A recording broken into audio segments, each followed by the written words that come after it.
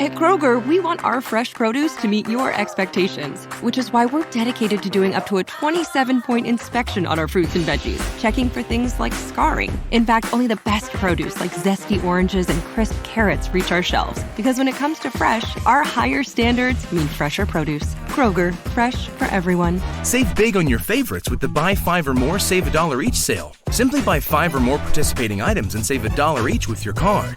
Kroger, fresh for everyone.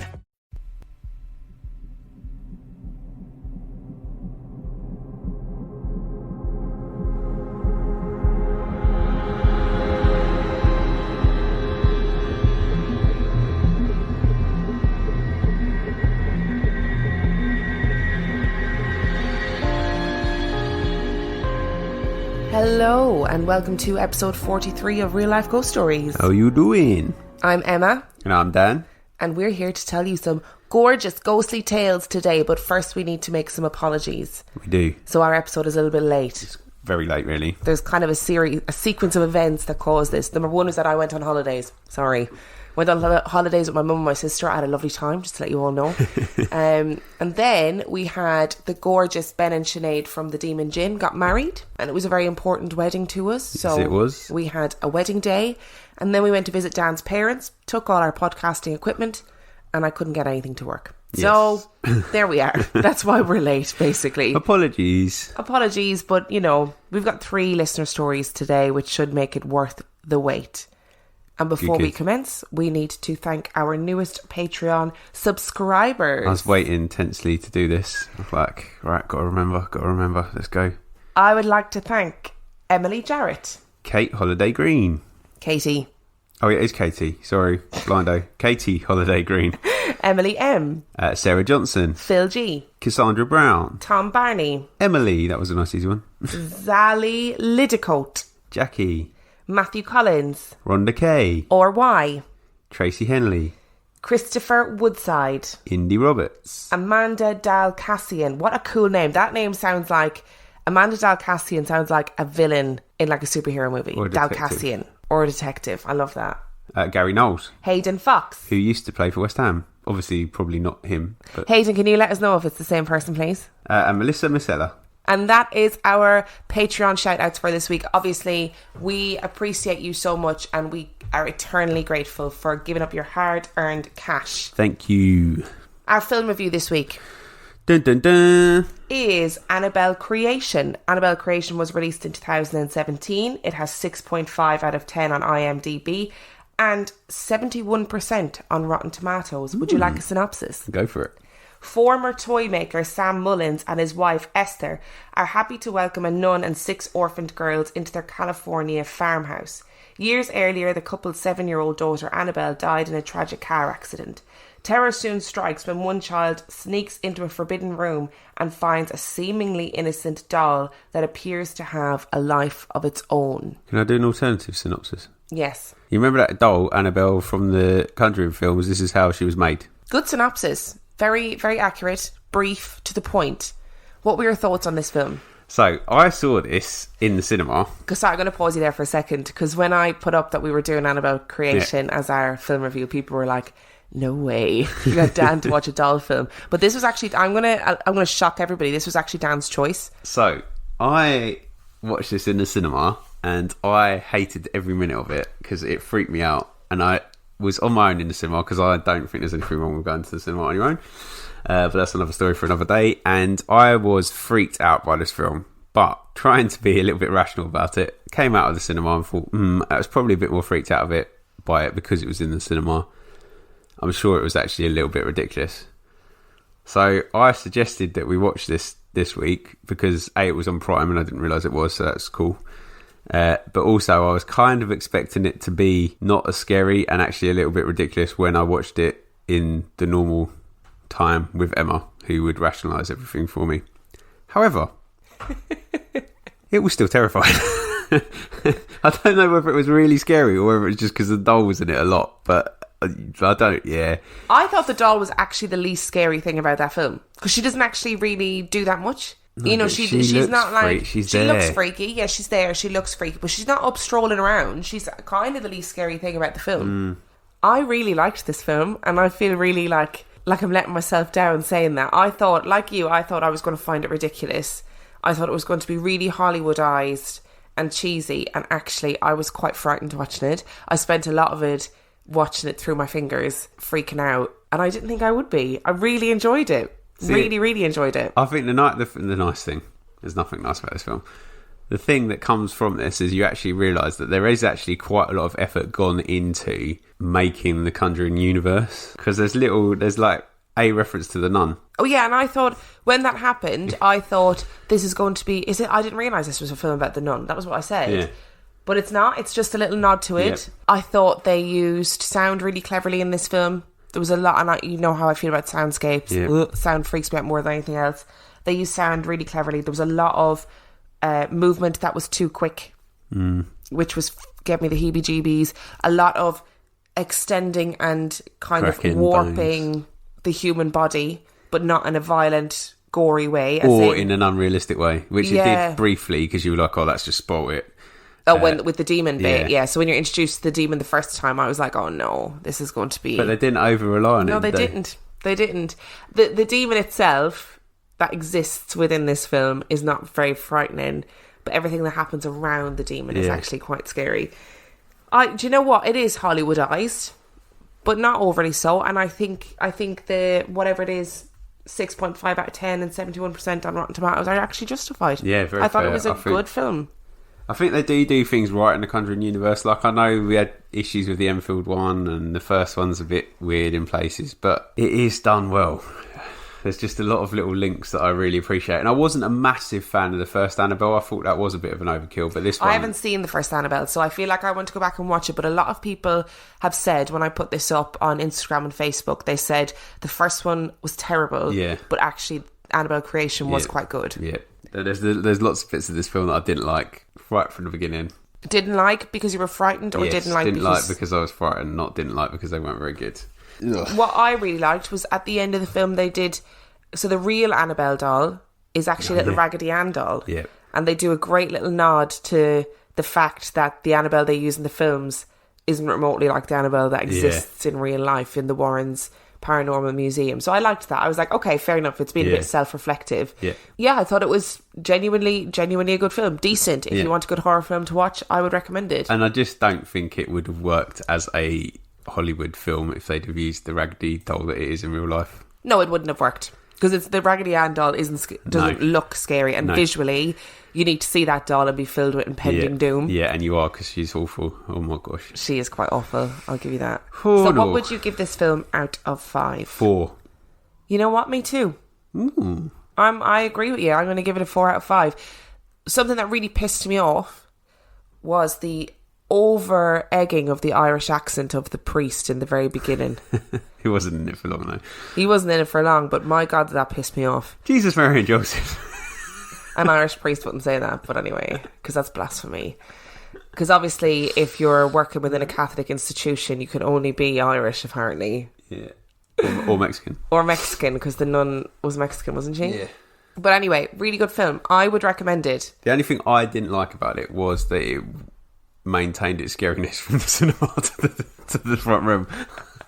Did you think I'm going to find this really easy in the front row? Well, I found it terrifying, and I told you this originally, but I was kind of like thinking, you're gonna rip it out of me when you watch it, and you're gonna be like, how did you find this scary? And I was like, well, at least I can say, well, I was watching it in the cinema, so it's a bit more immersive. And on your own as well. And on my own, but then, no.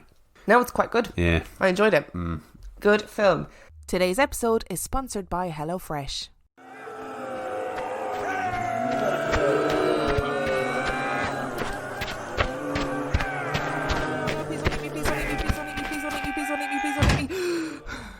I cannot keep risking life and limb in this zombie apocalypse to go to the grocery store. If only there was an easier way. Wait, what's this conveniently placed leaflet? With HelloFresh, you get farm fresh, pre-portioned ingredients and seasonal recipes delivered right to your doorstep.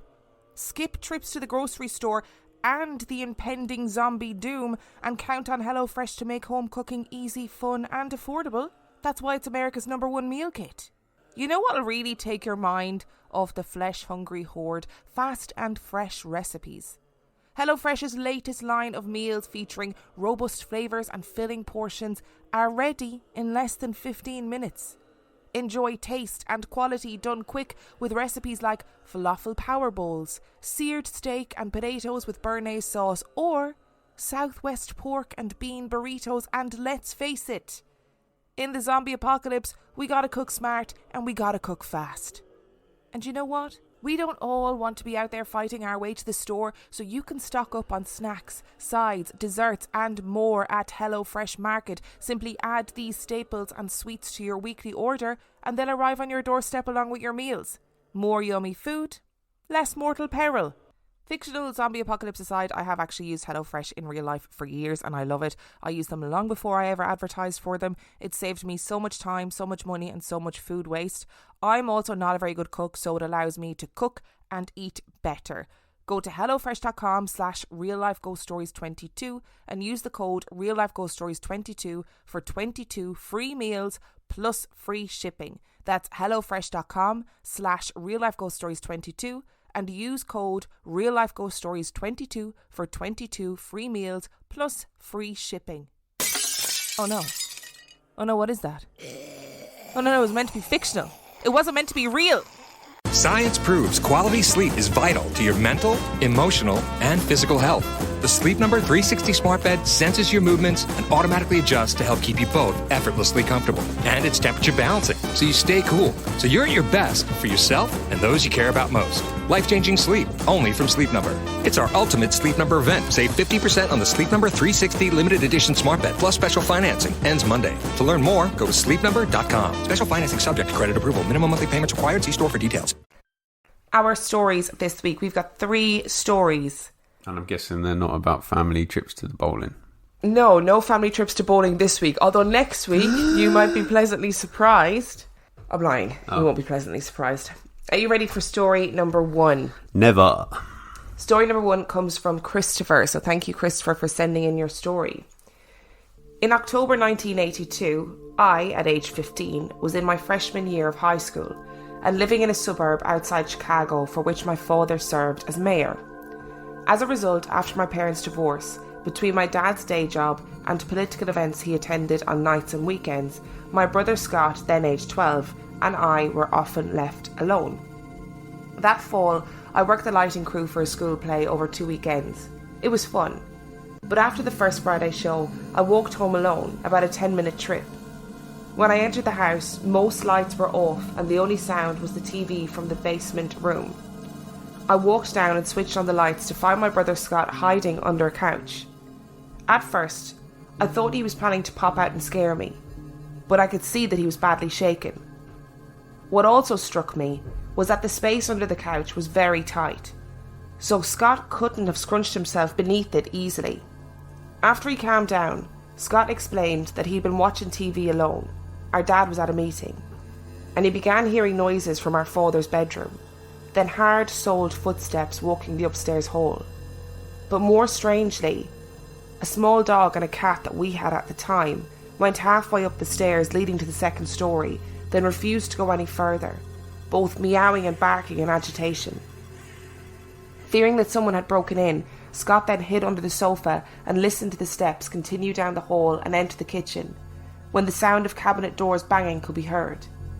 But moments later, I apparently came home, and all unusual noises stopped. Scott and I anxiously flicked on all the lights, checked every room in the house. There was nothing there, plus all windows and doors were secured from the inside. Still, Scott was so rattled that he begged me to bring him to the next night's show so he didn't spend another evening at home alone. Sympathetic, I bought him a ticket and stuck him in the back row while I worked on the lights. Afterwards, we went home together. The house was quiet. Nothing unusual happened that night or during the next several nights. The play's last 2 performances rolled off the next weekend and Scott reported nothing odd at home, although our dad was home with him, so I didn't feel bad about leaving him alone. Either way, I chalked up whatever Scott and our dog and cat had experienced as a one-time thing. The following Saturday night, Scott and I were alone in the house watching TV. Again, things were pretty standard. The lights were off in the room and all was calm. It was about 9 p.m. Then from upstairs, I heard what sounded like scuffing from our father's bedroom, as if someone was searching his dresser like a burglar. And just as Scott had reported, our pets grew agitated and ran halfway up the stairs, but did not go further, as we both heard steps walking the hardwood floor, then entering the kitchen, cabinet doors knocking and chairs sliding. In short, everything that Scott had claimed to have occurred 2 weeks earlier happened again, and in the exact same order. Moments later, the noises stopped, and we stood on the stairway landing with our pets, who found the courage to go upstairs.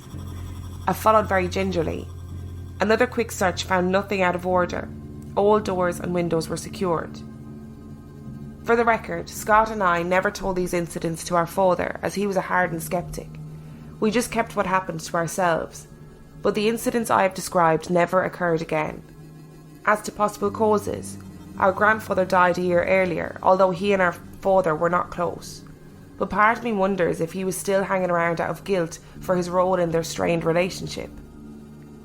However, other incidents I experienced included seeing a door lock itself from the inside, my foot being touched while in bed, which scared the hell out of me, and a tall shadow shooting down the hallway. Years later, Scott also confided in me to having woken one morning to see an apparition of our late grandfather standing outside his bedroom door staring at him. But gradually all occurrences slowed to a trickle, and we moved out in 1986. For the record, our dad never experienced anything unusual in the house, or if he did, he never said so. I don't like... the only thing that really got me in this was the foot being touched. Because that's one of my big sort of like paranoid things that's going to happen. Because I'm always too long for most beds. Because of the way that I sleep on the pillows. Which means that normally the duvet is not covering my feet. And I'm always worried about something touching me. Well, since watching the first Paranormal Activity, which is a stunning film, genius, yeah. I find it really hard to sleep with my leg out of the bed. Because I'm always really paranoid that I'm going to be dragged off into oblivion by some sort of demon. I love poltergeist stories. Love them. And this sounds like poltergeist activity. It does, but it also sounds like it's probably his granddad, doesn't it? Yeah, probably, because I think it's interesting that they've been through a trauma in that their parents' divorce, regardless of whether it ends on good terms or not, is inevitably traumatic for a child, and they're also pubescent and prepubescent boys. Yeah. Which is one of the caveats of a poltergeist haunting, isn't it? That you have people or kids, generally girls, going through puberty. But anyway, and it sounds like it potentially was their granddad. Yeah. But whatever the reason was for following that pathway of looking through his dad's bedroom, walking down to the kitchen and going through all the cupboards, who knows? I'd be under that sofa. You'd come home and find me trying to get under the sofa. Our sofa has about a 2-inch gap under it, so I think I'd struggle a little bit. The sofa would be like up, and I'd be hunched underneath it, and you'd be like, "What are you doing?" What would you do if you were at home and you heard somebody like in the spare bedroom set bims on them, go downstairs and then root around in the kitchen, and you came down and everything was locked and there was nobody here? Set bims on them. She wouldn't do anything. No, she wouldn't, but I'd feel better about it because I know what Bims is like, and if she could do something, she would. I love that story as well because there's 2 verifications of it. Yeah. So obviously his brother heard it, and I'd imagine a part of it would be like, "Oh, you must have been imagining things like." Oh yeah, definitely. There's no way. When it's your younger brother as well. Yeah, you'd just be like, "Go away, you're annoying." Like you didn't hear that at all. But then when you hear the exact same thing in the exact same order, weeks later or whatever amount of time it was that passed, I think it's really interesting as well that they didn't tell their dad. Yeah, but Dad sounds like a busy man, though, doesn't he? That does sound like a busy man. I wonder if he... I would because the mayors in the, like, proper mayors... in the States. Yeah, are busy people. Because they actually do stuff. They're not like the mayors in this country where they just kind of walk around with a chain on, go to couple parties. But I'd love to know if their dad actually did experience anything and just never said that he did. Yeah, it'd be interesting, wouldn't it? Are you ready for story number 2? No. Story number 2 comes from Keelan. So thank you, Keelan, for giving us your gorgeous story. Oh, so this is a nice one. You said it was a gorgeous story. Okay. I was listening to the Man in the Hat episode, and I realised... Sorry, babe. And I realised I had an experience similar to this when I was a kid. No, it wasn't a man in a hat as such, but it does have to do with really vivid dreams. So when I was a child, maybe 9 or 10 years old, we lived in this house that was pretty small, with a spiral staircase that led up to the loft. The loft was my room for a while until I started having these vivid dreams, and started to feel creeped out because the window in my room lined up with the second floor neighbour's window, and I swear I would see him looking out the window fairly often at me. I also started to get a terrible fear that the staircase was going to collapse, and I started to get bad anxiety about having to go up and down it. I should also add that my dog straight up refused to go up the stairs, and I would carry her up and she would immediately bolt back downstairs and wait at the bottom for me until I came back down. My mum swore I was imagining things and suggested I move downstairs into the spare room. The spare room was at the back of the house and had a huge window that overlooked the backyard. Behind our house was a huge field and then woods where my brother and I would often play with other neighbourhood kids. I remember one of our friends was not allowed to go into the field, let alone the woods, and her parents were very religious. She never did tell me why she wasn't allowed, but she never went past our property line and would always just stand there at the edge and wait for us to come back. Once I moved into the spare room, the dreams stopped for a while. Then all of a sudden they started again, but were much, much darker. The dreams were always different, but usually ended up in someone getting hurt or disappearing. My dog also refused to go into that room, which I guess I should have seen as a red flag, but kids are naive. There was a bathroom in between my room and my brother's room, and after I started having the dreams, we would wake up every morning to dozens of dead flies in the bathtub. My mum couldn't figure out where they were coming from, and she even had the window resealed, but they still were there every single morning. We all just brushed it off and thought they were making their way in somewhere else in the house and were attracted to the water in the bathroom. The crazy dreams kept coming until I started to realise one day that I had had the same dream every night for over a week.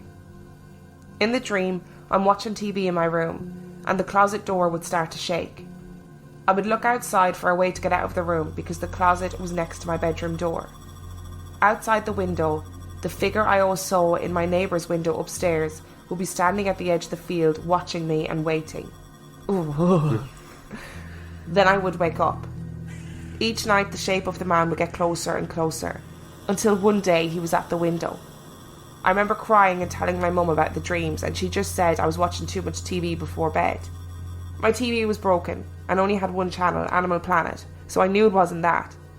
The last time I ever had the dream, I was taking a nap after school, and it was the same thing, shaking closet doors, but this time the man was in my room. He threw a round object at me that hit me hard in the stomach. I felt so much pain in the dream that I woke up. When I woke up, I was covered in sweat and I ran to the bathroom, feeling like I was going to throw up. I looked in the mirror and what I saw I will never forget. I had a huge red circle that looked like a big bruise on my stomach right where he hit me in the dream. I ran screaming to my mum to show her, and I told her to ask my brother if he was messing with me because he used to scare me all the time like brothers do. But at this time, he was at lacrosse practice and not even at home. I never had the dream after that, but still to this day I wonder if it was the spirit messing with me or if I imagined the whole thing. I've never had a paranormal experience since then, and I'm not even sure if I believe in that kind of thing, but it definitely makes for a good spooky story. Oh, just like stalking. No, he's being stalked in his dream. Imagine, getting closer and closer over nights, and then eventually in the stomach. Boom. Imagine the fear you'd have of going to sleep. Yeah. If you realise I've had the same dream, 2-3 nights in a row. Yeah. Imagine, and he was getting closer and closer in the dream. Do you remember that story we had a couple of weeks ago that was about the exchange student couldn't sleep because he kept having the same dream at night time? Now I can understand how that boy feels. Like that must have been. But this one's getting closer as well. It's not even the same dream. He's just getting closer. So like after like 3 or 4 of them, you know that he's like the next one you have, he's going to be closer again. Is the next one? So if the last one you had was him like outside the window, is the next one you're going to have him in the bedroom? I would poo myself. His stomach, gross. And then he woke up with the mark as well. That's weird. Yeah. Oh. So do you think that the fear of the man in the neighbour's window was enough to make her create a scenario in her head? Or do you think that the man in the neighbour's window was actually somehow infiltrating her dreams? Is it not a he? No, it's a she. Keelan's a boy's name, isn't it? Oh, is it? I thought Keelan was a girl's name. Oh, well, Keelan, we're really sorry. We don't know if you're a girl or a boy. Let us know, please. Yeah, I think it's a girl. I think it's a boy. Okay, well, either way, go on. What was the question? I think the question was, do you Oh, think... whether it was a manifestation of... Yeah, or just her anxiety. Well, I think the person in the window wasn't the person in the window anyway. Why, what do you think? It was the spirit Oh, shut up. watching her. Him, her, him. Well, we don't really aspire to gender normatives in this house anyway. So you watching could be them. a they or a them. Watching them. I think it was the spirit watching. Maybe it couldn't leave the next door. Maybe it was trapped in the next door's house and the only way it could get it was through dreams like Freddy Krueger. I was going to say like Freddie Mercury. Different Freddy. I'm sorry, Freddie Mercury, for listening up there. I don't mean to offend you. You know how much I love you. Like Freddie Mercury. It's a different Nightmare on Elm Street, that one. Yeah, that's what I think. I also want to know what was going on in the woods. That was kind of like a little, that was tidbit a little, that you gave us and then just moved on. A little side story, side swipe. Why wouldn't the little religious girl's parents let her in the woods? I mean, it could have been not even to do with them being religious. It could have been to be with them being really protective and saying we need to not... Yeah. We need to... You are out of sight once you're in the woods as well. Yeah, so you need to be in our eye line all the time. So that might be just, a particular... But I'm going for the fact that there's pagan rituals going on in the woods and there's loads of demons running around and that's why they didn't want them in there. Wasn't what I expected you to say. You always do this. You just surprise me all the time. Yeah, that's what I'm going for. But Pagan yeah, that was rituals. that was a little tidbit that we just got and I was like, oh, this is going to be interesting. Something's going to happen in the woods. But no, it's all happening in your dreams. But it's also interesting that when she started dreaming about him, he appeared on the edge of the woods garden. So did he come from the woods? Is that where he actually came from? Who knows? Is he a pick? What's a pick? Pick. A what? It's an Irish thing, right? Little wood demon. A puka? No, picked. Oh, I don't know what you're talking about. P-I-C-T. Maybe it is, but I just don't know it. Okay, yeah, wood demon. A wood demon. Great story. Yeah, really good. Loving them today. And our last story is from the gorgeous Carmen, who is a long-time listener. Definitely. Definitely a female. Yes. Well, unless she doesn't identify as female. Oh, yeah, true. Whatever True. you want, babe.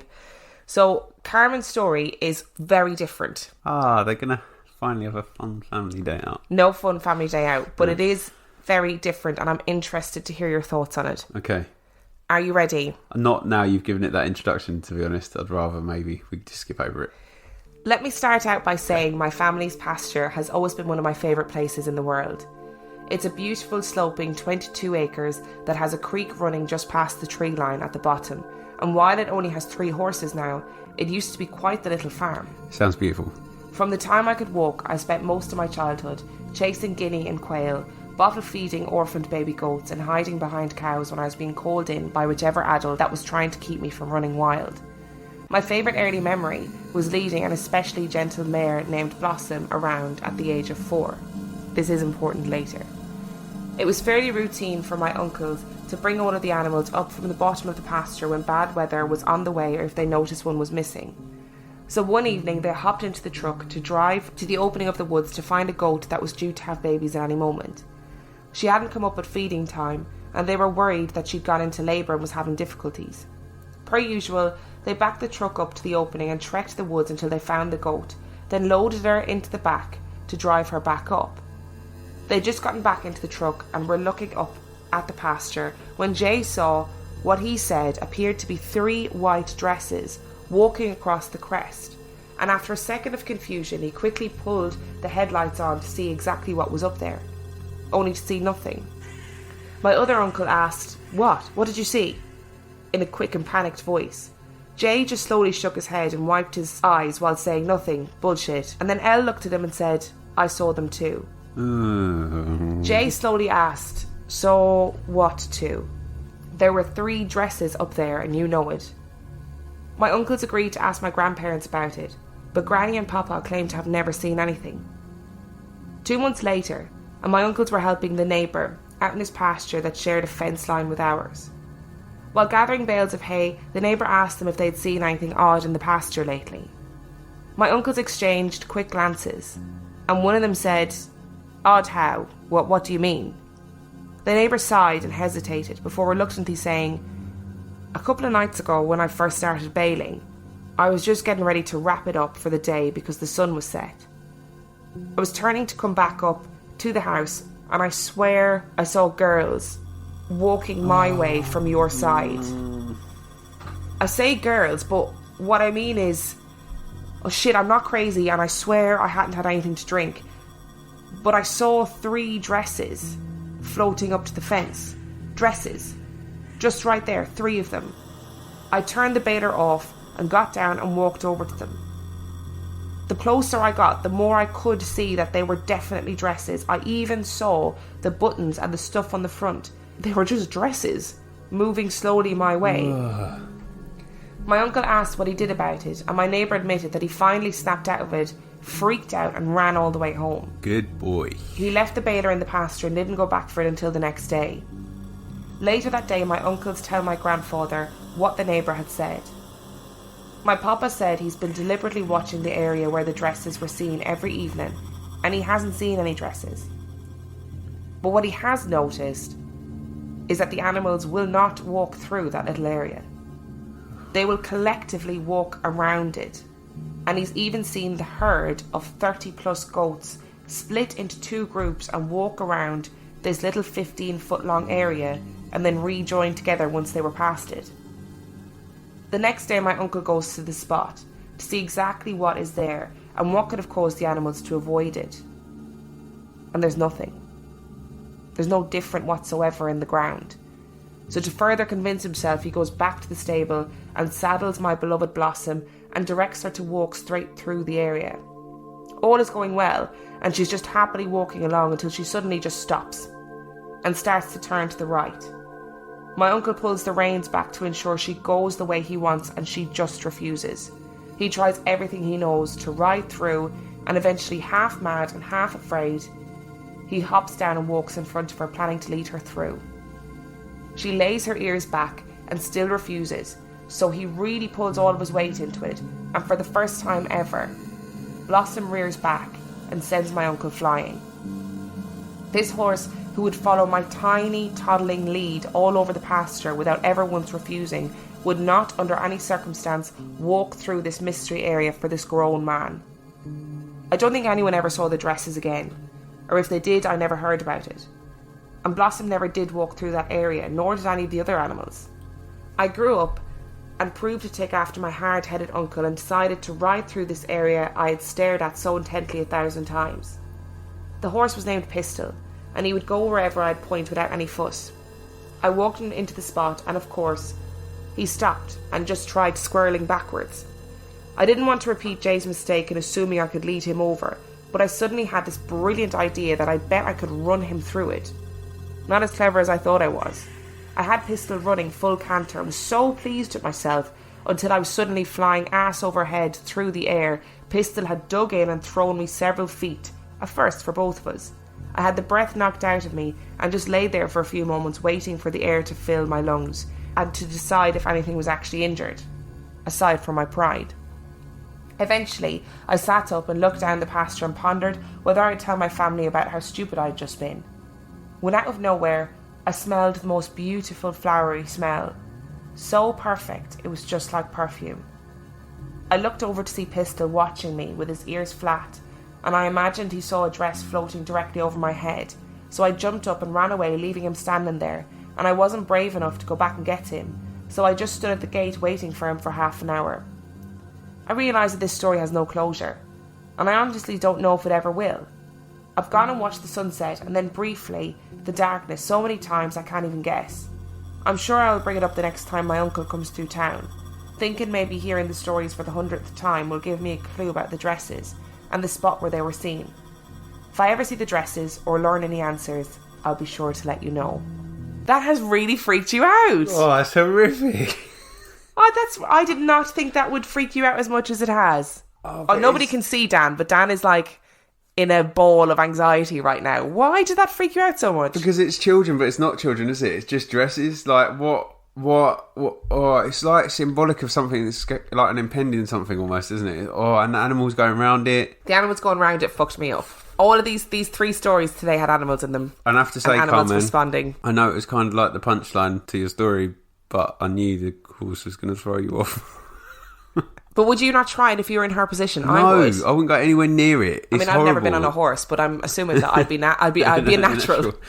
I mean, I'd ride the horse. No, I've got no issues with that. But I wouldn't be trying to ride it through it. It just they don't want to go. They don't want to go. Like there's a reason for it. And it's really interesting because they do that when there's a hole in the ground, or they do that when there's another danger to them, or if it's over a snake's nest, or if there's something like that. You know, there's a reason for them going around it. It's a survival instinct. Yeah, leave them be. It is a survival instinct, but kind of 15 feet of land, what could be there? That Ghostly would cause... dresses. No, but I mean naturally, what could be there naturally to cause an entire herd to avoid it? Because 15 feet of land is such a small piece of land, and even if it was a snake's nest or something along those lines, her uncle would have noticed it, and it would be unlikely that it would be there the same place every single year, and it would be unlikely that, like, snake's nest aren't an instinctual thing. Do you know what I mean? Like with birds knowing directions. No, I know. And stuff. I'm not saying that there was actually. No, I know. There. But that's what I'm saying is it's unlikely that it was a natural thing because it just seems completely mad that this little 15-foot area would cause so much distress for these animals. I can Why? vividly see the dresses. It's freaked me out. I love how freaked out you are by this one. But why dresses and why not people in dresses? Yeah, that's weird, isn't it? Why would it be dresses? We've not had anything like that before. No. In all of our stories. I'm really hoping it's because... actually, like, if you've got a really bad imagination or you're just listening to it really skeptically, it's actually a really batshit story, but... Ugh. Yeah, it is mad, but the madder the better. I love it. And you know what's really interesting? So, you know, we regularly get stuff. So the Whistler, for example, I'm going to have to do another Whistler episode because we've had loads of people responding being like, I've actually experienced this. Oh, no, I don't want to know those. Right? We're not allowed to do any more. And remember the story we did where the girl saw like the good and evil swirling over her head, that battle. Somebody messaged me like 2 days ago and they were like, oh my God, I experienced the exact same thing. I didn't speak about it because I thought it was completely mental. So these things are happening to other people. You know, these things are happening where people are listening to our stories or, you know, listening to our episodes and they're going, shit, I've experienced this as well. So I need to know if somebody else has seen dresses. I don't, so just keep them to yourself, thanks. You can send it to me. Just don't send it to Dan. Just send it to me. If you send it to Emma, I'm going to hear him eventually. Yeah, you will. But you're just going to have to embrace it, babe. What? We have a paranormal podcast. You have to do it. Yeah, why did we do it on this? Why don't we do it about family trips and picnics? And why are you so obsessed with family trips and picnics? Because I just imagine one time someone just sends you a really mundane story and you're reading it out by accident. And being like, I really should have read this beforehand. Be the one time I didn't pre-read it and I'd be like, oh God. It's more for the humour aspect than me actually wanting it to happen. But yeah, I don't understand I just don't understand the dresses. Like, what is that? Why 3? And is there some kind of lore behind it? I've never heard a lore like it, and I'm really curious to know if anybody else has experienced something like this. Because dresses is a really, like, they're not just saying I saw wisps or shadows or like a mist in the shape. It's 3 dresses. Like, one of the uncles was like, or the neighbour was like, I saw buttons and everything. Like, these were dresses. How does that happen? I'm fascinated by this story. I'm freaked out by it. I don't like it. Like, I really don't like it. Would you like to hear some new reviews? Will that make you feel better? Yeah. Okay, so we've got 3 new reviews today. Our first one comes from Orlando Holly, and it is entitled, How I See It. I stumbled onto your podcast yesterday. I was entertained enough to listen to a few episodes. It was light and friendly, with mind-provoking humour. I like the format. You do a mild review and then lightly explore a topic. Basically, I enjoyed it. My only suggestion would be to reduce the cursing. I can't say it offends me as I'm quite liberal, but it detracts from the show. With that being said, I may not be your target audience. I'm a middle-aged American woman. This is just my opinion. Like I said, I enjoyed it. You know what, Orlando Holly, I genuinely appreciate that opinion. My mum tells me off all the time for swearing. And Dan doesn't really swear on the podcast because he's a lot more disciplined than me. I think it might be my Irish genes. I think that might be what it is. But my mum tells me off all the time. She's like, I did not put you through education for this many years for you to speak like that. But sorry, I'll try and rein it in a little bit. And our next one comes from Mick JM. Just subscribe, trust me. It's been a couple of years since I found a good podcast to recommend to anyone who likes the paranormal. However, this one is the top of my list. I highly recommend it, and I also suggest going back and listening to old episodes. Thank you so much, Mick. Do you know what's really mad? What's really mad? Is that people are referring to our other episodes as old episodes. We've nearly been doing this a year. Oh no, that's crazy. That's mad. It's a little bit scary, isn't it? Yeah. And our last review today comes from Disney Mansion Fan. From Disney? It's actually from Walt Disney. It's from Beyond the Grave. Wow. Or from his like oxygen tube somewhere. That's so cool. Funny and little spooky. I've just binged all 27 episodes over the last few days. This is a couple you wish to live next door. They are fun and funny. The stories are not super scary, but always interesting. The movie reviews are a great segment that makes this podcast a little different from the many ghost ones out there. Give them a try, and I doubt you'll stop with just the one. Thank you so much. And actually, you probably don't wish you lived next door to us because we don't look after our garden, and it probably really annoys our neighbours. So. I think it looks quite good now. But it looks a lot better than it did. And also, we don't go out very much, so we just sort of sit at home and record podcasts. I'm now thinking about Walt Disney, like the head of Walt Disney down in the basement at Walt Disney being like, bring me some podcasts to listen to, in his English accent. Yeah, He's obviously has an English accent, yeah. I was going to do a country gentleman and it just came out English, but yeah. You know, and he's like, I've had enough podcasts, give me more of that real life ghost stories rubbish, I love it. And you know the heads in jars in Futurama? Yeah. That's what I'm imagining. Yes. So Walt Disney, if you're listening, we love you, even though you're apparently anti-Semitic. Awkward. I'm apparently not allowed to say these things without any factual basis anymore. That's what Dan tells me all the time. He says you need to stop slagging celebrities off on the podcast. It's more the fact that we've now getting enough downloads that it's like the wrong person could hear it and then it's a libel case. And you know, as lovely as our Patreon supporters are, I don't think we can quite afford the fees. And on that note, we would like to implore you to tell your friends about our little... Implode and tell us all about it. No, we would like to implore you to tell your friends about our little podcast. Tell your friends if they're into the paranormal. Just let them know that we're here for them. You know, we're here for their weekly listening. We would like you to leave an Apple podcast review. Remembered. Was that right? Yeah. An Apple It's an iTunes review. An Apple Podcast review, only because it helps people see that actually other people are enjoying the show, which means a lot to us. If you want to talk to us, we are always online on Instagram. I'm on Instagram at Real Life Ghost Stories. Dan is on Instagram at 50p Movie Club. Sorry, I forgot. At 50p Movie Club. I'm thinking about something I was going to say. That's why. We are on Twitter at Real Ghost Pod. And we are on Facebook too. So you can chat to us on our Facebook super group. But just go and like our Facebook page. It's Real Life Ghost Stories Podcast. And then answer the secret question, which is, who are the hosts of Real Life Ghost Stories? It's Dan and Emma, by the way. And then you can be in our super group, which is so much fun and lovely and beautiful. And not a pommy. Not a pom and a... What was it? Irish lash with ginger hair. No, somebody responded and said some pommy dude and an Irish girl who I assume is ginger. For the record, I'm actually not ginger. She's not, it's true. I'm not ginger. I'm blonde, but I'm dark. I'm blonde, but I dye my hair dark. So, you know, just to let you all know. And if you want to support us in a money kind of way, you can do so on Patreon. If you sign up to our Patreon for $5 a month, you get a weekly extra episode of Tiny Tales, which is another paranormal story for you. If you sign up for $2 a month, you can get the complete back catalogue of 50p Movie Club, which is Dan and Will's other podcast. And you can do so if you log on to patreon.com/Real Life Ghost Stories. I've got one more thing to say. Yes, you do. Go for it. If you're a Twitch user, can you add me, please?